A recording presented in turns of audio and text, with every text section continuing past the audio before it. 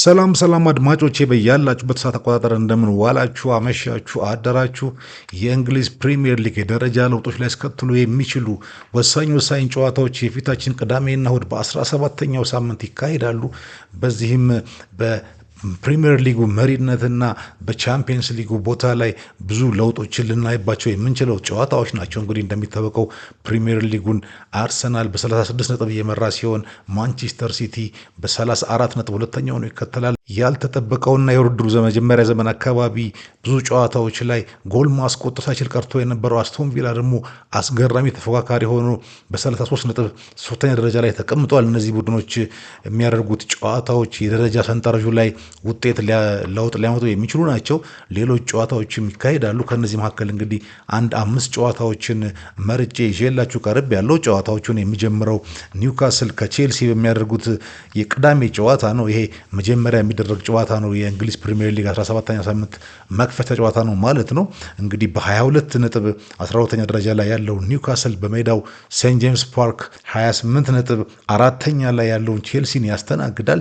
ኒውካስል እንግዲህ ወደዚህ ጨዋታ የመጡት በታይንዊር ደርቢ በሰንደርላንድ 1-0 ተሸንፈው ነው።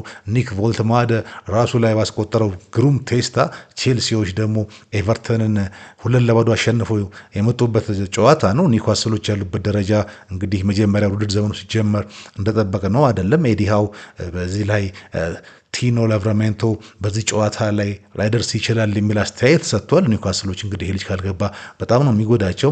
የዳን በርን ተከላካዩና የግብ ጠባቂው ኒክ ፖፕ ጉዳት እንዳለ ሆኖ ማለት ነው። ቼልሲ ደግሞ ያለ አጥቂያቸው ሊያም ዴላፕ ነው የሚገቡት። የቼልሲ አሰልጣኝ ባለፈው ሳምንት ከኤቨርተን ድል በኋላ በሰጠው እንግዲህ አስተያየት ድጋፍ አይደረግልኝም የሚል ነገር ከተናገረ በኋላ አላስፈላጊና የማያዛልቅ ንትርክ ውስጥ ገብቷል ከቼልሲ ባለስልጣናት ጋር ማለት ነው።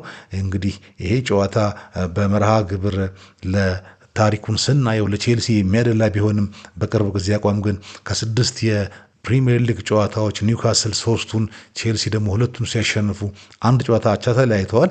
የሁለቱም ቡድኖች ኮከብ ጎል አግቢዎች እንግዲህ ኒክ ቮልትማደ እና ፔድሮ ኔቶ ናቸው። 5 ጎል አላቸው። ቢሆንም ግን በመከላከሉ ረገድ ቼልሲዎች የተሻለ ሪኮርድ አላቸው። በዘንድሮው ውድድር ዘመን ቼልሲ ከነጉዳታቸውም ቢሆን ጎላቸውን ብዙም አያስደፍሩም። ለዚህም ማሳያው 8 ጨዋታዎች ላይ ጎላቸውን ሳያስደፍሩ የወጣ መሆናቸው ነው። እንግዲህ ከአርሰናል ጋር እኩል አድርጎ አንደኛ ላይ ያስቀምጣቸዋል። 8 ጨዋታዎች ላይ አንድ ጎል አልተቆጠረባቸውም። ኒውካስሎች በአንጻሩ 5 ክሊንሺት ብቻ ነው እንግዲህ ያላቸው።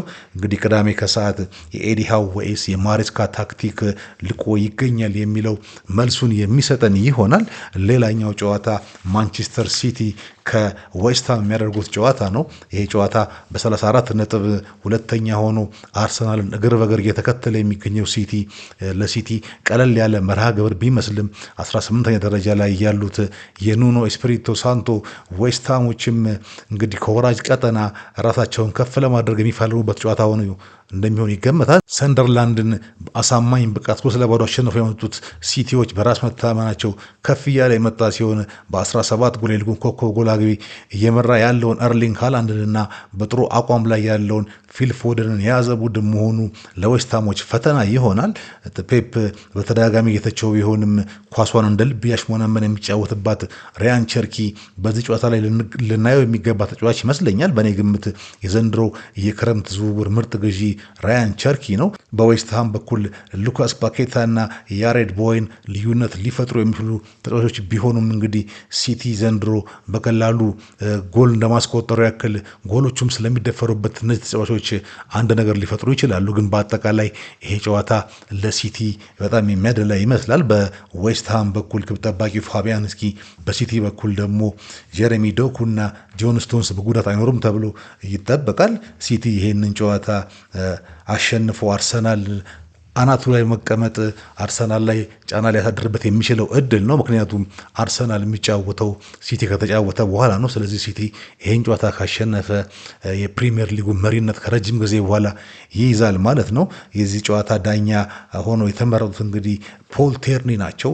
ሲቲ ቅዳሜ ጨዋታውን ቀድሞ አሸንፎ አርሰናል ላይ ጫና ይፈጥራል ወይስ ነጥብ ጥሎ ለአርሰናል የልብ ይሰጣል የሚለውን እንግዲህ ቅዳሜ መልስ የሚሰጠን ይሆናል። ሌላኛው ጨዋታ በሳምንቱ ከሚደረጉ ጨዋታ መካከል ትልቁ ጨዋታ ቶተናም ሆትስፐር ከሊቨርፑል የሚደረገው ጨዋታ ነው።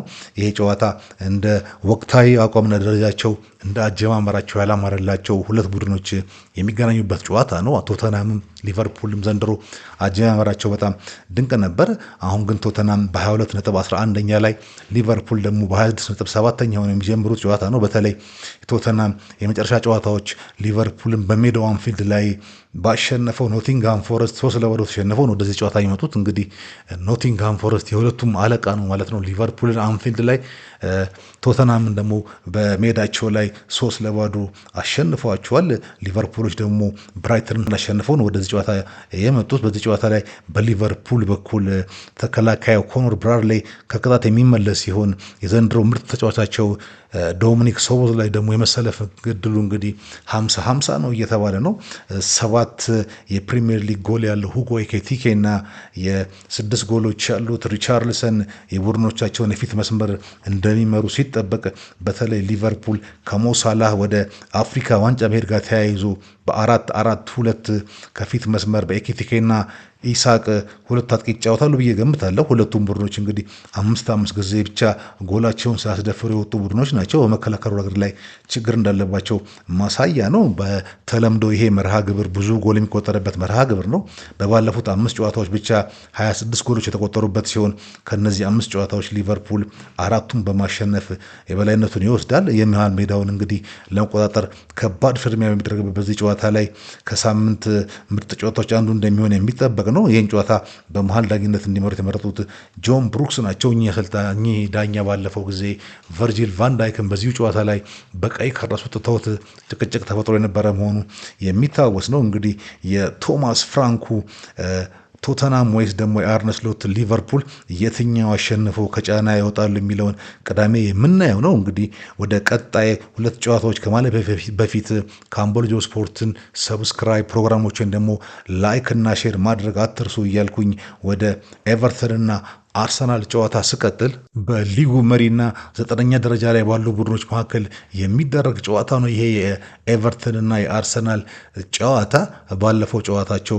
መጨረሻ ደረጃ ላይ የሚገኘው ወልቭስ ከፍተኛ ጫና ውስጥ ገብተው የነበሩትና በዚህም በስጭት እንደተሰማቸው በግልጽ እየተናገሩ ያሉት ሚካኤል አርቴታና ልጆቹ ምርጥ አቋማቸውን ለማሳየት ወደ ሜዳ የሚገቡበት ጨዋታ እንደሚሆን ይገመታል። ነገር ግን ከነሱ በፊት የሚጫወተው ማንቸስተር ሲቲ ቀደም እንዳልኳቸው ካሸነፈ ይህንን ጨዋታ ከረጅም ጊዜ በኋላ በሁለተኛ ደረጃ ላይ ተቀምጠው በጫና ውስጥ የሚጀምሩት ጨዋታ ይሆናል። በሁለቱም ቡድኖች በኩል ያለፉት 5 የእርስ በርስ ጨዋታዎችን ስናይ አርሰናል 3ቱን ሲያሸንፍ 2 ጊዜ ደግሞ አቻ ተለያይተዋል። በተለይ ባለፈው ውድድር ዘመን አርሰናል ከሊቨርፑል ጋር የዋንጫ ፉክክር ላይ በነበረበት ጊዜ ወደ ጉዲሰን ፓርክ አቅንቶ አንድ አቻ የተለያየው ደጋፊው ያንበሳት ጨዋታ የሚረሳ አይደለም። እንግዲህ ጎላቸውን ባለመስደፈር ረገድ ኤቨርቶኖች ከአርሰናል ብዙ የሚያራቁ አይደሉም። እነሱም 6 ክሊንሺት አላቸው። አርሰናል 8 ነው ያለው። አርሰናልና ቼልሲ ናቸው እንግዲህ 8 ክሊንሺት ወይም ምንም ጎል ያልተቆጠረባቸው 8 ጨዋታዎች ላይ።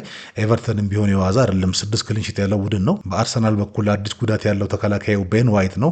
በኤቨርተን በኩል ደግሞ ጃክ ግሪሊሽ ጉዳት አለበት እየተባለ የነበረ ቢሆንም አሁን ግን መሰለፉ እርግጥ ነው ወደ መባል የደረሰ ነው። በዚህ ጨዋታ ላይ እንግዲህ ሚካኤል አርቴታ ኦዴጋርድና ኤዜን በአንድ ላይ አሰልፎ ሰሞኑን ያለ አግባብ ትችት እየበዛበት ያለውን አጥቂውን ቪክቶር ዮኬሬስን በአጥቂ መስመር ላይ ያጫውታል የሚል ግምት አለኝ። ይህንን ጨዋታ በመሀል ዳኝነት እንዲመሩ የተመረጡት ሳሙኤል ባሮት ናቸው። እንግዲህ አርሰናሎች አሸንፈው የራስ መተማመናቸውን ከፍ በማድረግ መሪነታቸው ላይ ይቀጥላሉ ወይስ ጠንካራ መከላከልና በመልሶ ማጥቃት የሚታወቀው የዴቪድ ሞይሱ ኤቨርተን ነጥብ ያስጨላቸዋል የሚለውን ቅዳሜ አመሻሹ ላይ የምናየው የሚሆን ነው። ሌላኛው የመጨረሻው ጨዋታ እሁድ የሚደረገውን ማየት የምንፈልገው የአስቶን ቪላ እና ማንቸስተር ዩናይትድ ጨዋታ ነው። ይሄ ጨዋታ ዘንድሮ ሳይጠበቅ የዋንጫ ተፎካካሪ የሆነው አስቶን ቪላ በ33 ነጥብ 3ኛ ደረጃ ላይ ሆኖ በ26 ነጥብ 6ኛ ላይ ካለው ዩናይትድ የሚደረግ ጨዋታ ነው። በቪላ ፓርክ ነው